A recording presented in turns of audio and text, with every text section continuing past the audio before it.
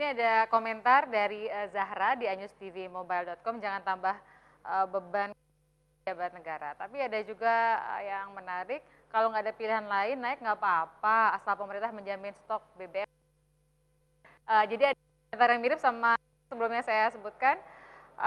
Kemudian ada yang menyebutkan juga soal sumber daya alam harusnya diolah negara untuk kesejahteraan rakyat. Bapak Kardaya ngomentarin soal kilang pada produksi dan memberikan pemahaman apa sudut pandang berbeda atas kilang sama produksi yang perlu dipahami oleh kita. Ya, jadi kalau produksi minyak mentah, produksi crude itu adalah produksi minyak yang dari bumi Indonesia. Itu berupa crude. Nah, berupa minyak mentah. Tapi kalau kilang adalah mengolah minyak mentah jadi BBM.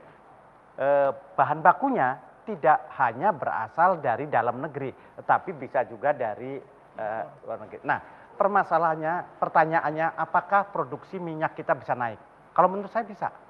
Asal kita melakukan terobosan. Terobosannya itu apa?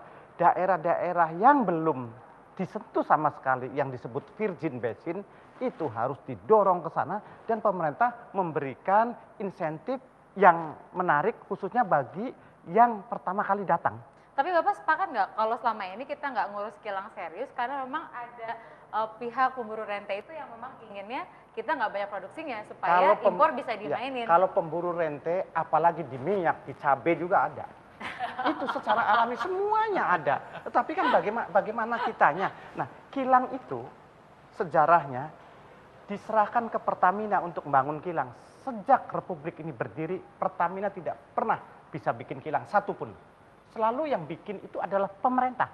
Pemerintah ngasih duit, ngasih apa, pemerintah dari pinjaman dari luar negeri dan segala macam. Akhirnya begitu ada duitnya baru Pertamina bikinkan kilang, lalu kilangnya itu dikasihkan oleh Pertamina sebagai penyertaan modal negara. Nah, kalau sekarang misalkan Pak Sudirman Said ini, Pertamina bikinlah kilang gini, kita sih ketawa aja.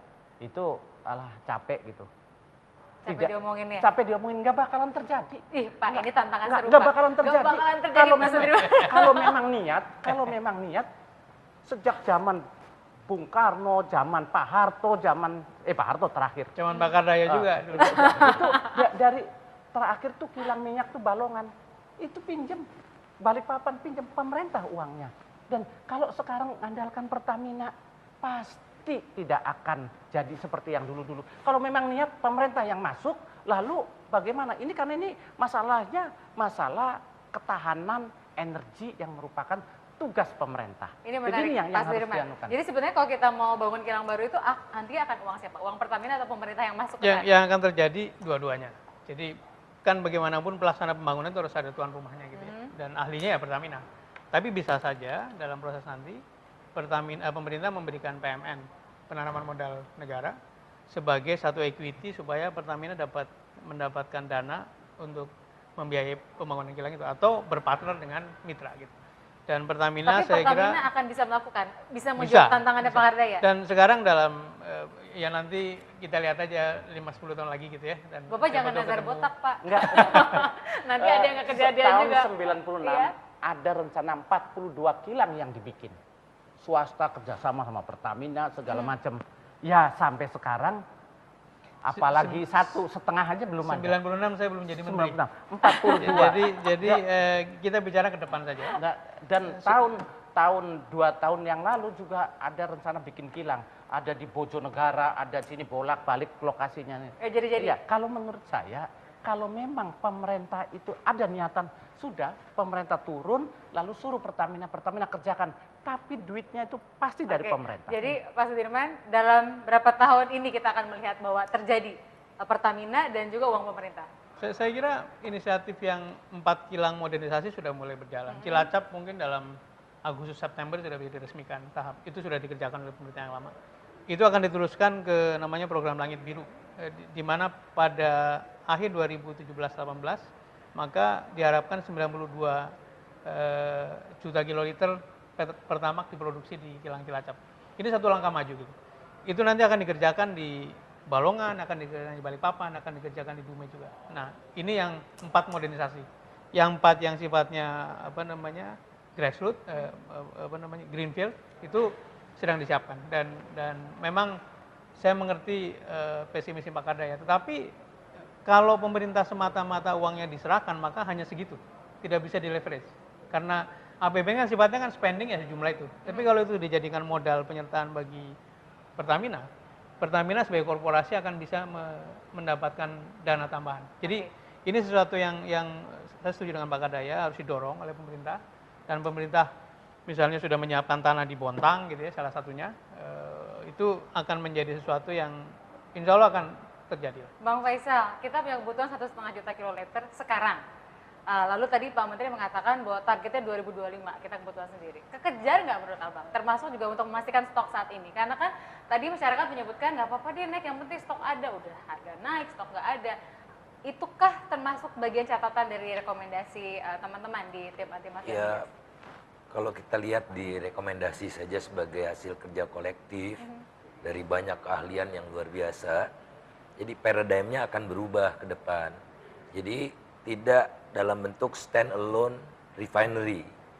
Karena refinery itu marginnya paling kecil. Jadi harus diintegrasikan dengan industri petrokimia. Jadi menghasilkan propilin, polietilen, menghasilkan aromatik, olefin, begitu-begitu ya. Yang merupakan ibunya industri. Jadi migas bukan sebagai energi semata, tapi migas sebagai ujung tombak pembangunan dan industrialisasi. Jadi hitung-hitungannya nanti lebih fleksibel dan investasinya akan lebih menarik. Kedua, tidak berhenti tatkala kita bisa memenuhi kebutuhan kita sendiri, ketahanan energi tidak terkait. Karena kalau ketahanan energi lebih sensitif berapa cadangan minyak yang ada di storage kita bisa memenuhi kebutuhan kita berapa hari. Kalau Belanda 6 bulan. Indonesia secara resmi 18 hari ya Pak ya. Nah akan ditingkatkan menjadi 30 hari. Kami concern karena apa? Karena nanti... Sebentar Bang, berarti kondisi kita saat ini hari ini, cadangan kita tuh di storage cuma cukup buat 18 hari ke depan. Nah padahal ke depan Asia itu akan mengalami defisit. Amerika Utara surplus. Dan di Asia yang paling besar konsumsinya adalah India dan China. Dan mereka nggak punya energi. Mereka akan mencoba memengaruhi potensi-potensi yang ada di Laut Cina Selatan dan tension akan makin tinggi.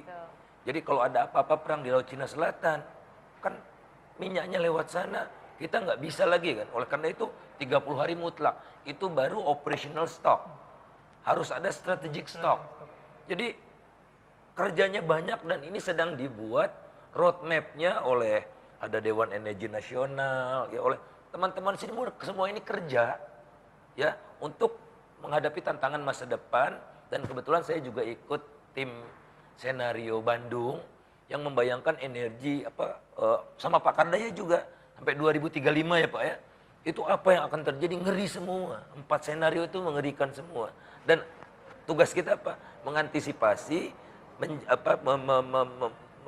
mempersiapkan supaya kalau kondisi terburuk itu terjadi, kita sudah siap. Itu gitu. Jalan nggak kalau presidennya ganti? Kan Indonesia itu sudah terkenal ya dengan kondisi bahwa setiap pemerintahan ganti maka kebijakannya ganti.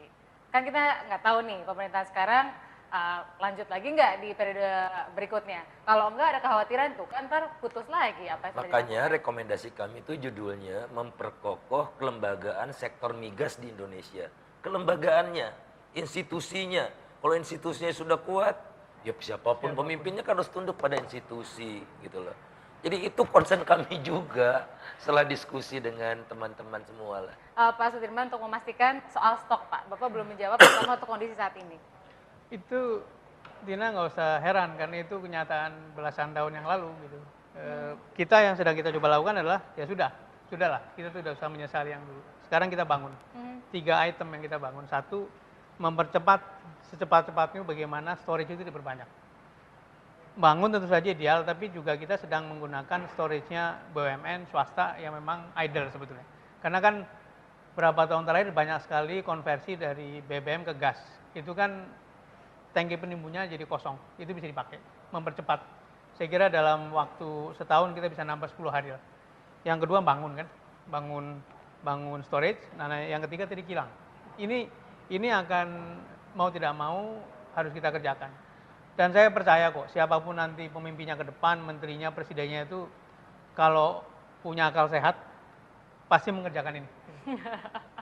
Pasti mengerjakan. Terima kasih Pak Sudirman, karena tadi Pak menyebutkan tahun 96 menterinya bukan saya gitu. Jadi Pak Kardaya kita lihat ya, kalau menterinya seorang Sudirman Said, apa perubahan yang akan kita lihat. Dan tadi sudah menerima tantangan dari Bapak bahwa akan ada kilang yang bukan hanya dibiayai pemerintah tapi Pertamina. Bapak mau nazar nggak gitu kalau sampai Pertamina biayain? Karena saya ingat Bang Effendi Simbolon, halo Bang, nazarnya dibotakin kalau petrol dibubarin. Bapak akan ada apa pernyataan tertentu nggak kalau sampai Pertamina bikin kilang sendiri dengan modal sendiri? Saya kira kalau sampai terjadi itu tidak usah dibotakin juga, rambut saya mungkin udah rontok. Karena apa? Karena Lama itu banget. lama banget gitu. Oke. Bukan lama banget, sangat lama banget gitu. Sangat Lama banget dan mungkin tidak terjadi. Jadi nggak usah bernazar-nazar lah kalau nggak, kemungkinan nggak terjadi. Terima kasih banyak Bapak-Bapak sudah berbagi. Sekali lagi soal energi itu tentu bukan cuma soal bahan bakar minyak, banyak sekali termasuk LPG. Tapi 1 jam aja kita baru bahas BBM itu nggak sampai selesai. Kalau kata Pak Sudirman 3 hari juga nggak selesai ya Pak ya. Buktinya Bang Faisal Basri kerja 6 bulan juga masih ada PR yang ingin dikerjakan untuk mengawal. Kita sadar bahwa kita bukan negara eksportir minyak, bahkan mencukupi negeri sendiri aja nggak cukup. Kita pengen pemerintah nggak naikin harga, kalaupun naikin harga masih terjangkau oleh kita, stoknya juga ada. Yang penting juga ngingetin diri sendiri, kita sudah cukup berperilaku hemat energi nggak? Jangan-jangan kita tidak melakukan itu sebagai catatan bagi diri kita sendiri. Terima kasih Pak Sudirman Said, Pak Kardaya, Bang Faisal Basri. Kita tutup dan terima kasih juga loh buat yang sudah berikan komentar di anyustvmobile.com. Hari Selasa kita akan ketemu lagi dengan Anda. Silahkan berikan komentar dan kami tanyakan apa yang Anda keluhkan, apa yang Anda komentari kepada para tokoh yang kami undang. Saya Tina Talisa, selamat malam, sampai jumpa. Terima kasih banyak Pak. Makasih.